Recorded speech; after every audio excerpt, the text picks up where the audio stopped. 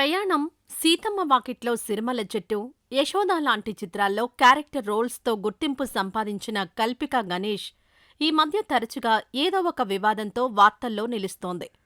గతంలో తమిళ నటి ధన్య బాలకృష్ణన్తో కొన్ని రోజుల పాటు సోషల్ మీడియా ద్వారా తీవ్రస్థాయిలో ఘర్షణకు దిగిన ఆమె ఇటీవల ఓ పబ్లో, తర్వాత కొన్ని రోజులకు ఒక రిసార్ట్ సిబ్బందితో గొడవకు దిగడం ద్వారా సోషల్ మీడియాలో అందరి దృష్టిని ఆకర్షించింది.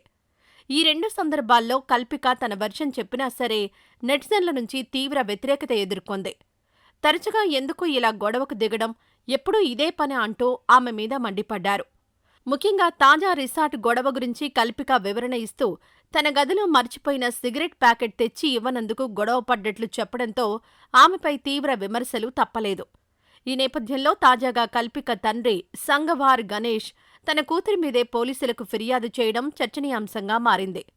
కల్పికకు మానసిక సమస్యలున్నాయని, ఆమెను రీహాబిలిటేషన్ సెంటర్కు పంపేందుకు చర్యలు తీసుకోవాలని తన కంప్లైంట్లో ఆయన తెలిపారు.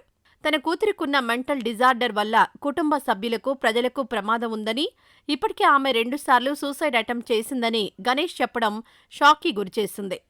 గతంలో ఆమెను కొంతకాలం పాటు రీహాబిలిటేషన్ సెంటర్కు సైతం పంపించినట్లు చెప్పారు.